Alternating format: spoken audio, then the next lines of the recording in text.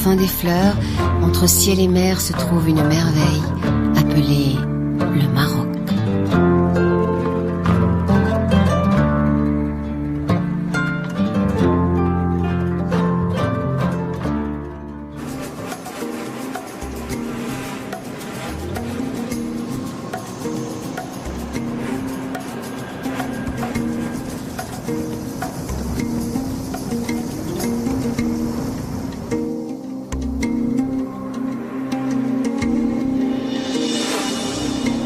« 150 km en aval du barrage, une petite ville pas tout à fait comme les autres, Tamgrout, qui exerce depuis des siècles une influence considérable sur les musulmans du sud marocain. Au cœur de la ville, une zaouïa, c'est-à-dire un établissement religieux destiné à la prière, à l'enseignement et à l'accueil des pèlerins, qui attire depuis le XVIIe siècle les musulmans venus de tout le Maghreb. Un lieu où l'on soigne aussi les maladies mentales, en grande partie par la prière.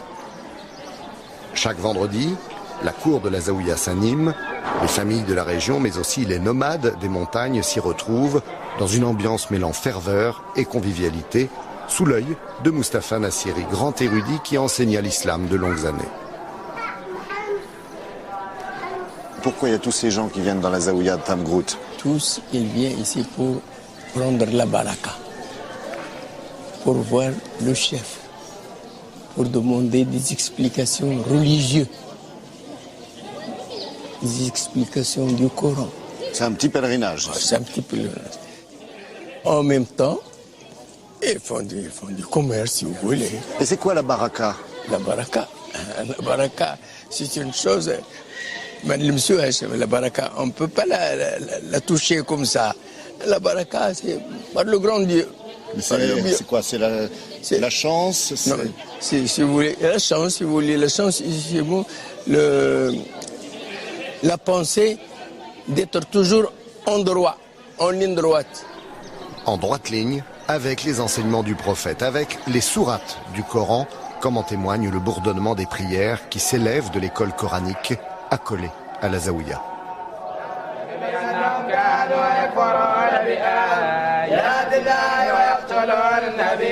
Si Tamgrout est un carrefour religieux aussi important, une oasis spirituelle comme on aime bien le dire ici, c'est en partie grâce à cette école coranique. Jadis, on y a compté jusqu'à 1400 élèves, ils ne sont aujourd'hui que 60, mais tous veulent poursuivre leurs études traditionnelles en vue d'enseigner l'islam à leur tour. Mais à plus de 800 km d'ici, dans la capitale marocaine, l'heure est à une toute autre révolution. Depuis peu, le roi, au pouvoir, tente de réorganiser l'enseignement religieux des imams.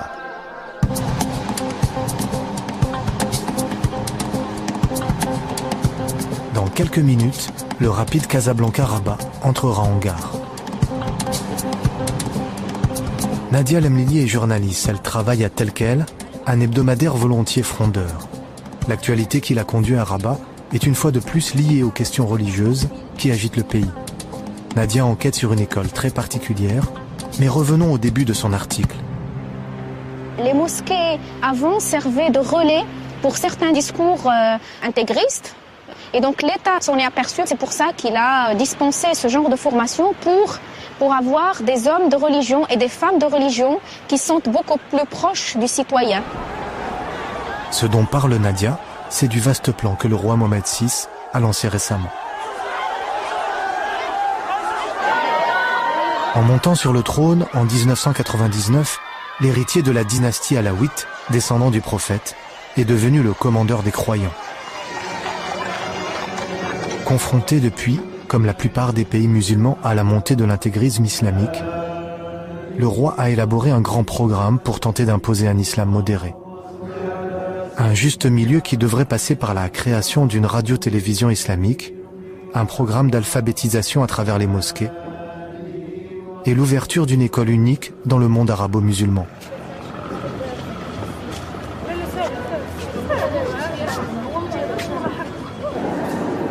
Nadia et la presse marocaine s'intéressent de près à cette nouvelle institution. On l'a même surnommée l'Imam Academy. C'est dans cet établissement au cœur de Rabat que l'on forme les imams de demain.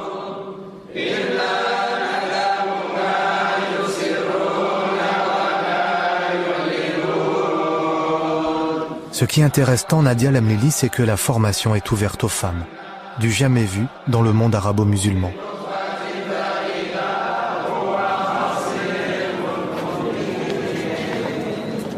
Les élèves suivent les mêmes cours, les hommes seront imams, les femmes seront mortidettes, c'est-à-dire des guides religieuses. L'État veut désormais des femmes et des hommes de religion éclairés.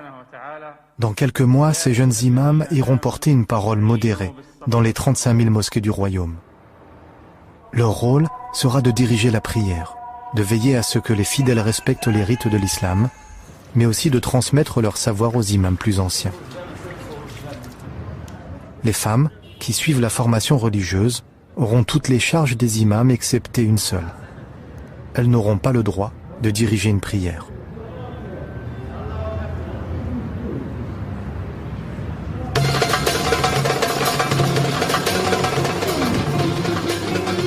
Mais une faille fragilise ce grand chantier. Les laissés pour compte sont de plus en plus nombreux et à la merci des discours intégristes. La plupart des guides religieuses, les mortidettes, sont issus des classes populaires où sévit le chômage, une façon pour l'État de renouer le dialogue avec les plus démunis. Kenza reprend ses études 15 ans après ses années de faculté. La sélection a été difficile, les 50 femmes qui ont été retenues parmi des centaines devaient connaître par cœur la moitié du Coran. Pour les lauréates, l'entrée dans l'école réserve une bonne surprise. Pendant ma formation, je touche une bourse de 2000 dirhams par mois. Ça fait du bien. Mais j'ai beaucoup de livres à acheter. Et j'ai aussi beaucoup de frais pour mes déplacements, mes transports.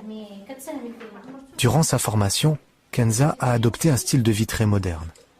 Elle habite chez sa mère tout près de l'école et ne rejoint son mari et ses enfants que le week-end à Casablanca. Mes enfants comprennent et je leur explique bien sûr la situation. Le dernier est encore petit, mais à lui aussi je lui parle pour qu'il accepte mes absences. Et quand je rentre, il me dit « tu me manques, tu me manques, tu me manques ». Et il compte sur tous les doigts de sa main.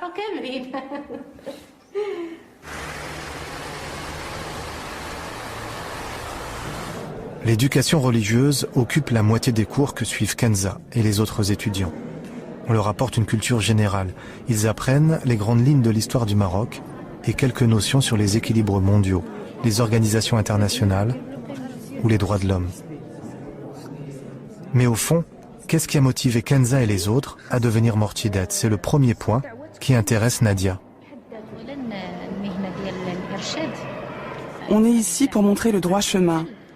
Et ce métier est le plus noble qui soit. Notre rôle n'est pas seulement d'intervenir dans les mosquées. Nous travaillerons aussi dans les prisons pour femmes.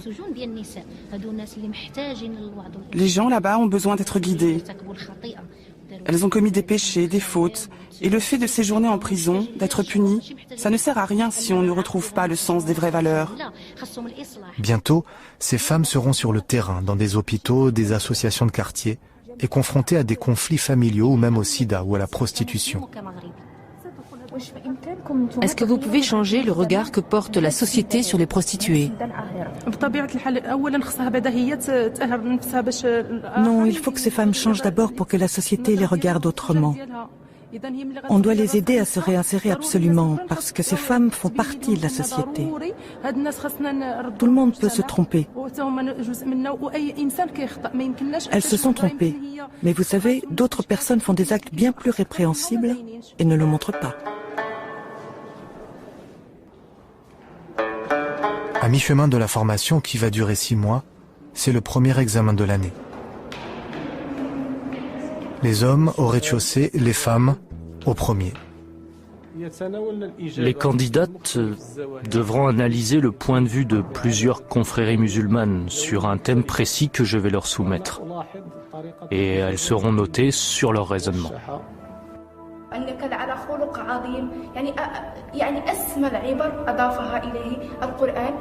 Dans l'article qu'elle écrit, Nadia remarque que la formation n'est plus aussi progressiste et novatrice qu'au début. La pression des traditionalistes est forte. Le programme que suivent Kenza et les autres étudiants s'est considérablement recentré sur les questions religieuses.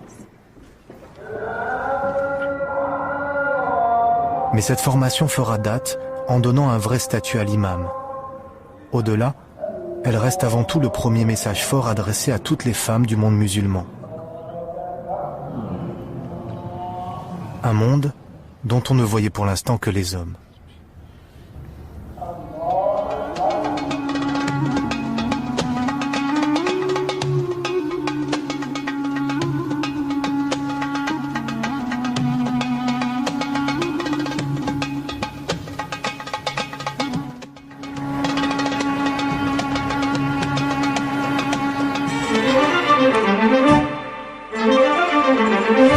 Voilà, c'était l'Académie des imams à Rabat au Maroc, créée par Sa Majesté Mohamed VI.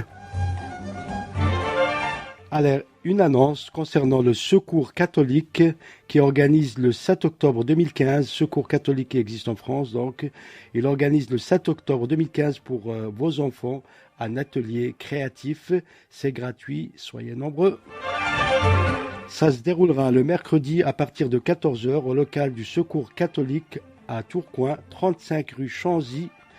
Le numéro de téléphone 03 20 70 42 82 03 20 70 42 82 si vous souhaitez les contacter. Et mercredi 30 septembre 2015, mercredi prochain à 15h30, une réunion de présentation du dispositif.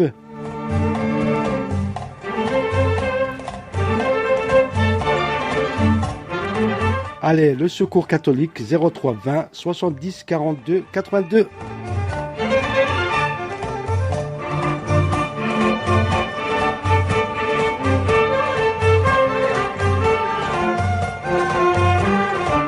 Allez, Simon.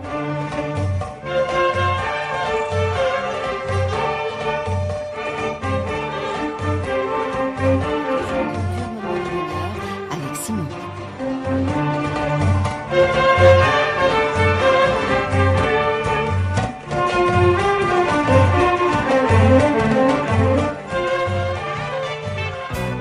Respirez à plein poumon. Vendredi, on vous garantit 100% de frissons avec Simon.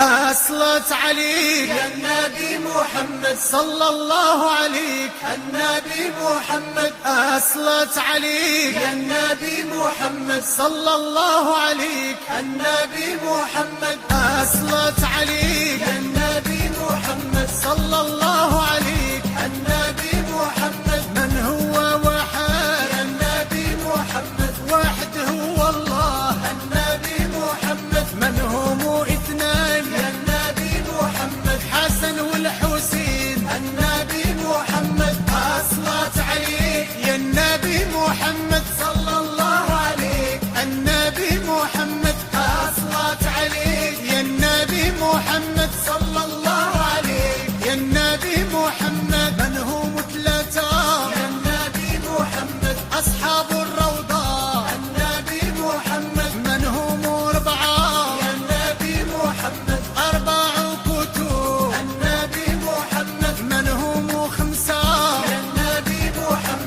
5 صلوات النبي محمد الصلاة عليك يا النبي محمد صلى الله عليك النبي محمد الصلاة عليك يا النبي محمد صلى الله عليك يا النبي محمد من هم ستة يا النبي محمد 6 أيام النبي محمد من هم 7 يا النبي محمد 7 سماوات النبي محمد من هم 8 يا النبي محمد حملة العرش النبي محمد الصلاة عليك يا النبي محمد صلى الله عليك النبي محمد الصلاة عليك يا النبي محمد صلى الله عليك يا النبي محمد من هم 9 يا النبي محمد أية موسى النبي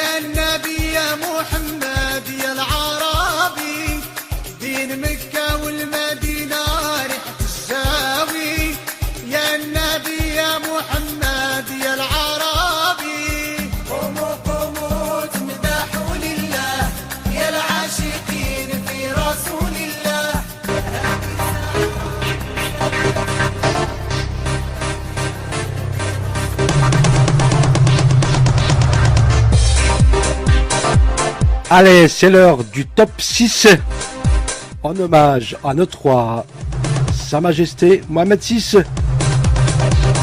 Top 6, les 6 meilleures chansons Chabi du Maroc, le Maghreb. Allez, Si Mohamed معكم.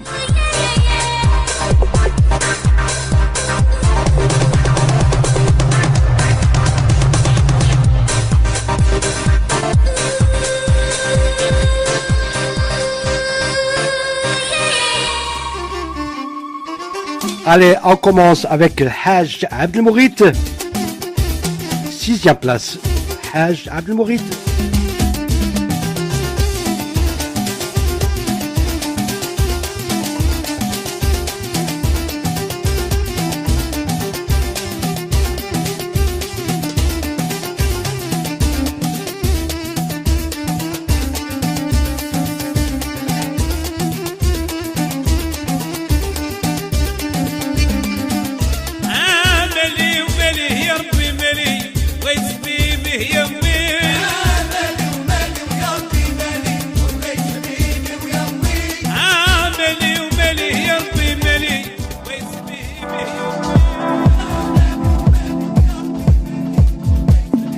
Tous les vendredis de 18 à 20h, c'est Relâche avec Simon.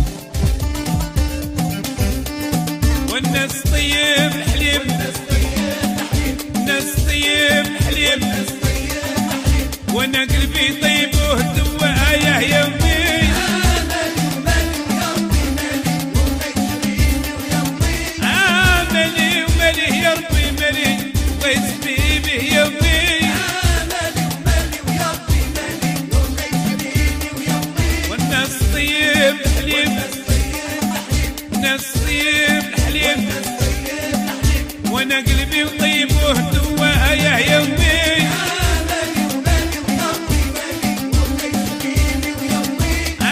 مالي ومالي يا ربي مالي بغيت بيه يومي وبغيت بيه يومي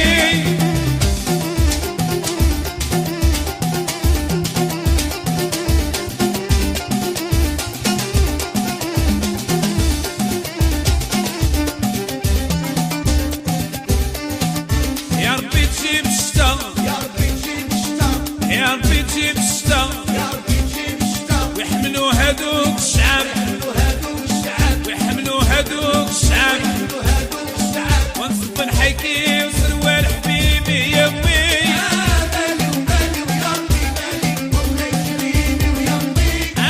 مالي ومالي يا ربي مالي بغيت بيبي يومي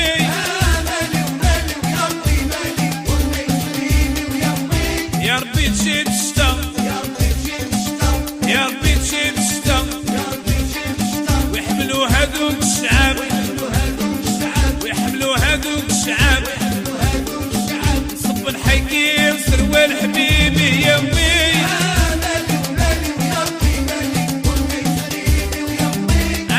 مالي ومالي يا ربي مالي وبغيت بيبي يومي وبغيت بيبي يومي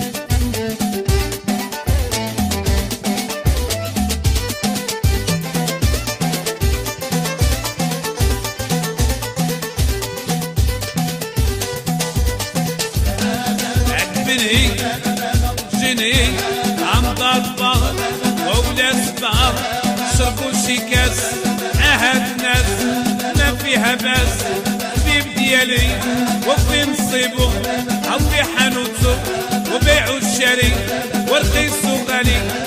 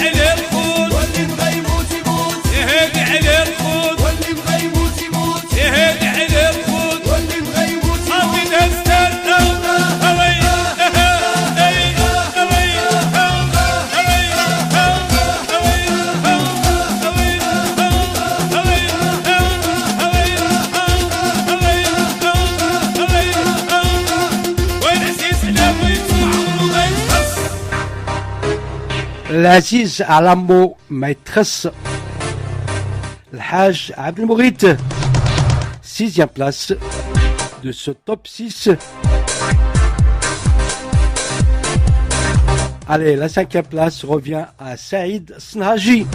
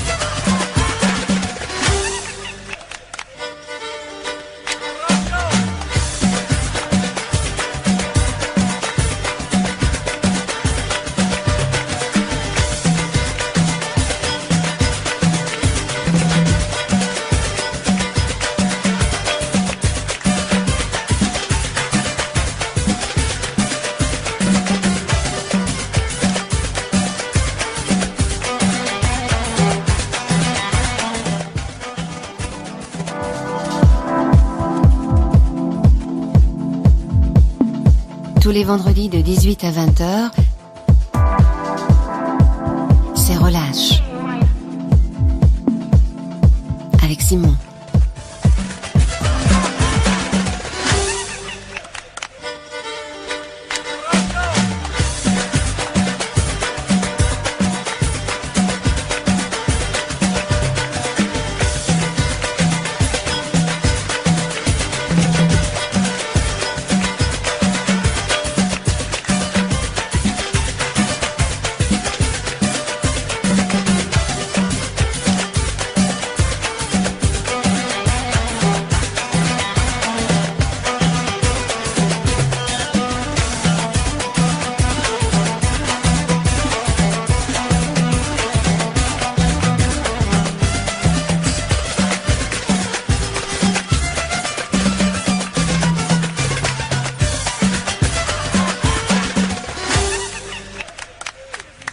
سير سيدي عرض سير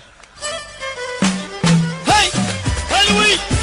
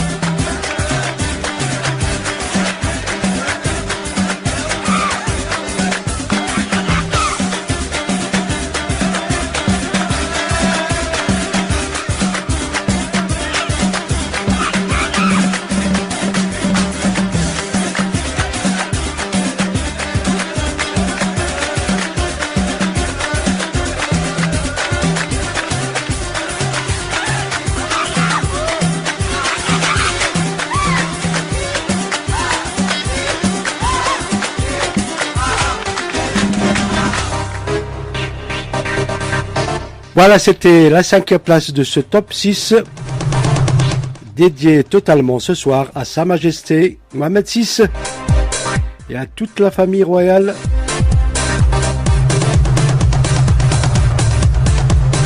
Allez, 4e place, Khalid Al-Bennani.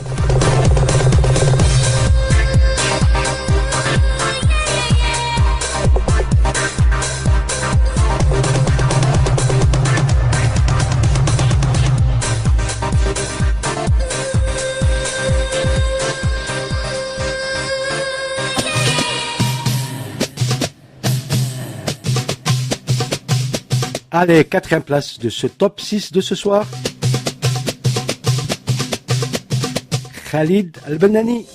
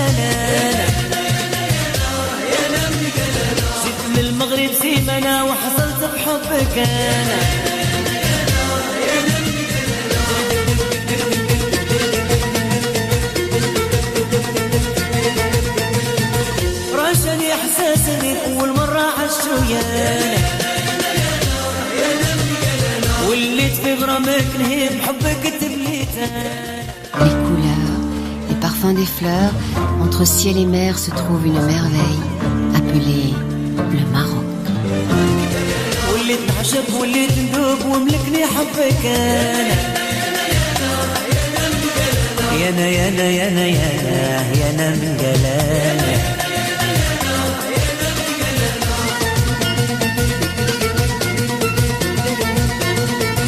عمري ما ظنيت انا الوعد يرميني بيني حبك جاني على فلا واصبح قلبي كايب ريد يانا يانا يانا يانا يانا من قلانا جيت لبلادي سيمنا وحصلت بحبك يانا يانا يانا يانا يانا من قلانا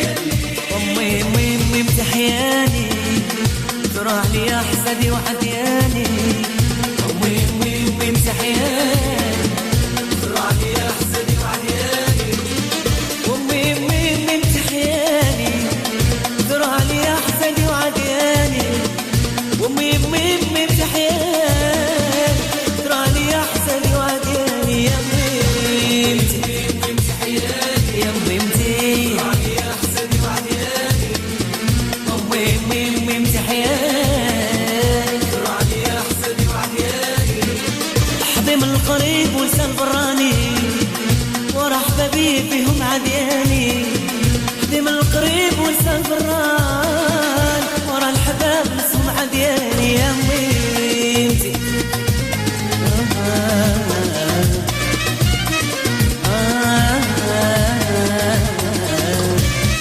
ومي مي ميمتي حياني تراهي يا حسدي وعدياني ومي مي ميمتي حياني تراهي يا حسدي وعدياني اللي قلبه صافي وما في غدر يبغي لك الخير وما يدير الشر اللي قلبه صافي وما في غدر يبغي لك الخير وما يدير الشر يا ميمتي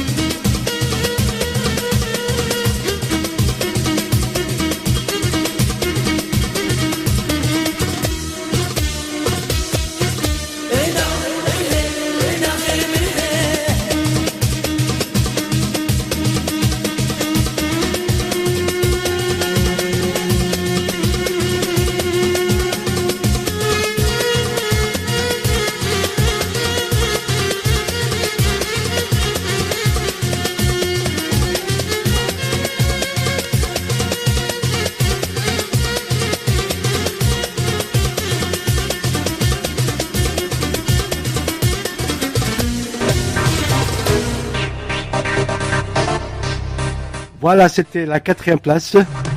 Je récapitule le Hajj Abdelmourid, 6e place. 5e place, Sanhaji Saïd.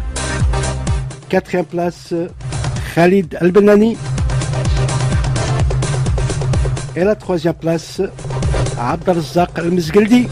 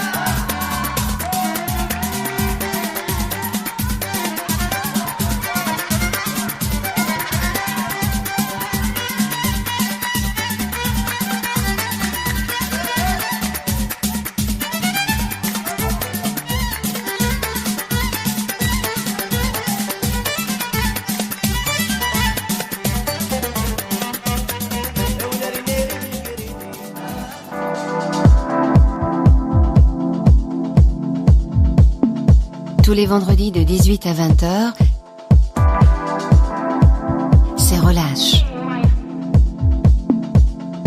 Avec Simon.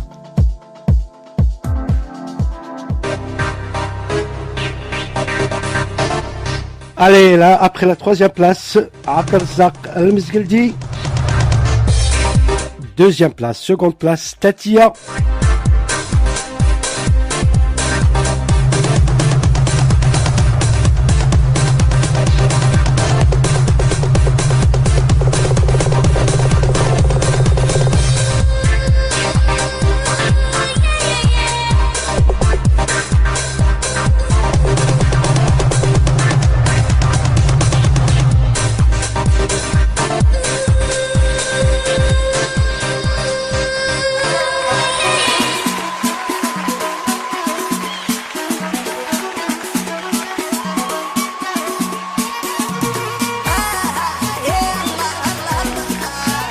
Dans العقل معاه ستاتيا.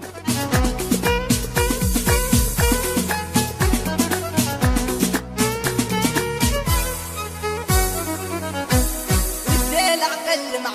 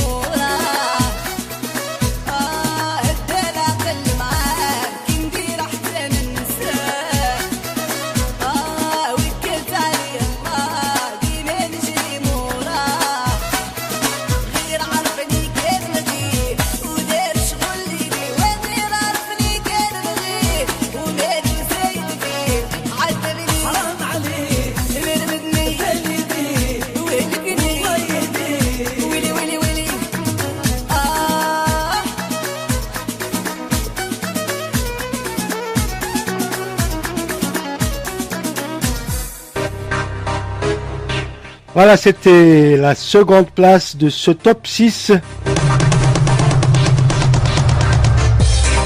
consacré ce soir et dédié à Sa Majesté le roi Mohamed VI. Allah yahfadou, Allah yansaro, Ash le Malik, Ash Sidna, vive Sa Majesté le roi Mohamed VI. Et la première des premières, Najat Atiabou.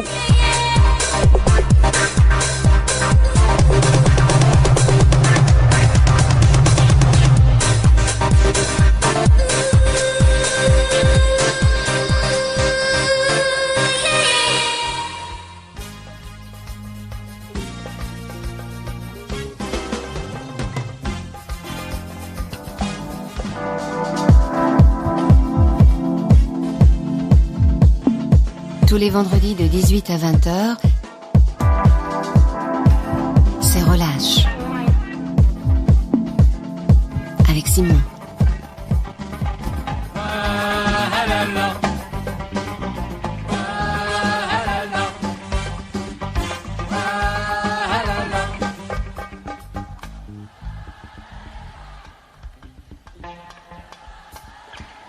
وسيدي والقلب بغاكم سيدي والقلب بغاكم كنعيط ما نلقاكم ياك ماشي زين داكم ياك ماشي زين داكم وهكا ما يلوحنا وقربوا يجيو لهنا وراك الشطيح والغنى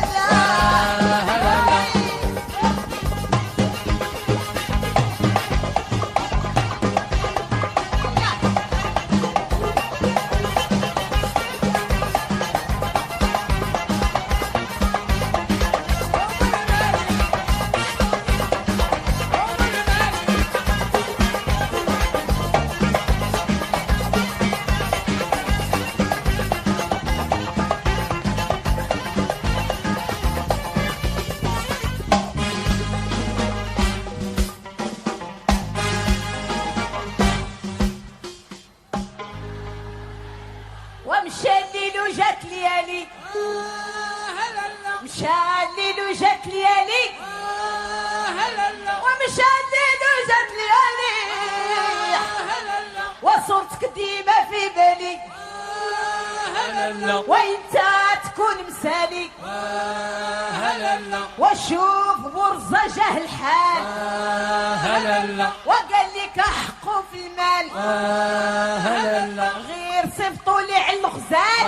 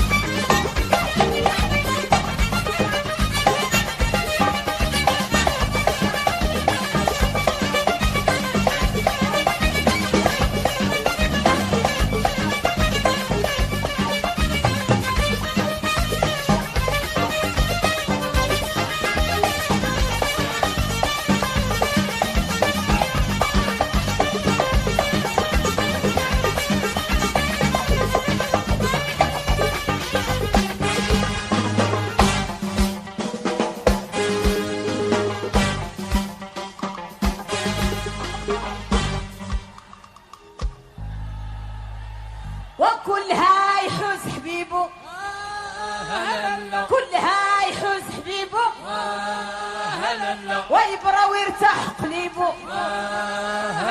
والغيب الله يجيبو يا والغيب الله يجيبو واللي بغى ديما يبقى زين واللي بغى ديما يبقى زين وين جا من التبعة والعين يا وين جا من التبعة والعين ويتهلا في الوالدين ويتهلا في الوالدين ويتهلا في الوالدين والوالدين الوالدين ويتهلا في الوالدين ويتهلا في الوالدين ويتهلا في الوالدين ويتهلا في الوالدين يا حبيبي لا لا لا لا لا لا ويا يا حبيبي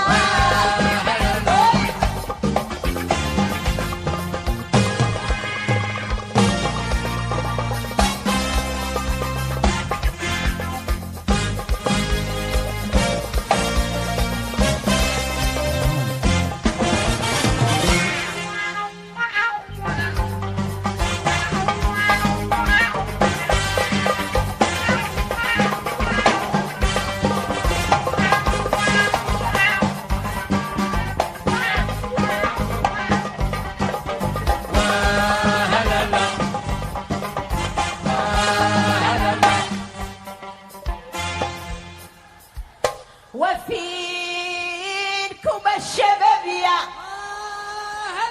وفينكم الشبابية وفينكم الشبابية وتعاونوا وخدموا بالنية وحضروا راسكم شوية وراه تخلطت الدنيا الله يحفظكم من البلية والله يحفظكم من البلية وفيكم الشبابية وتعاونوا وخدموا بالنية وحضروا راسكم شوية وراه تخلطت الدنيا الله يحفظكم من البلية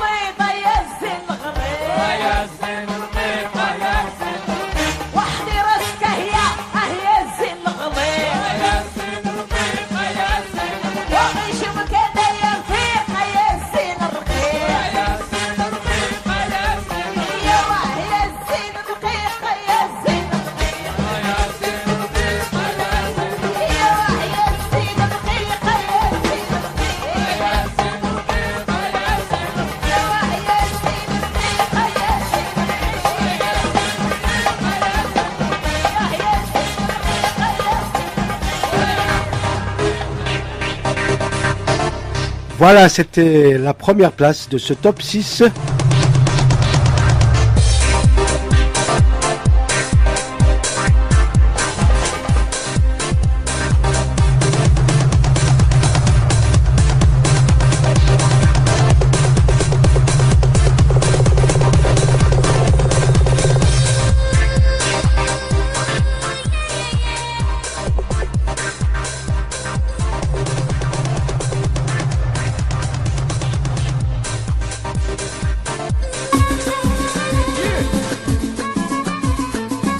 On se quitte avec Mustafa Ongil, très gentil, très sympa, et Hajar. Allez, amitié. À vous tous, très bonne soirée, très bon week-end. Ma salama, bye bye. On broke l'Aïd.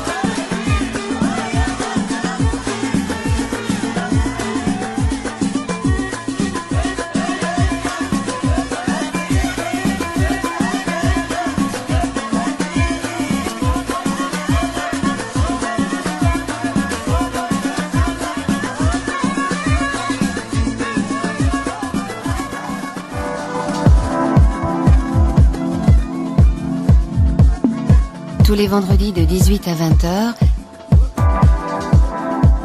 c'est Relâche. Avec Simon.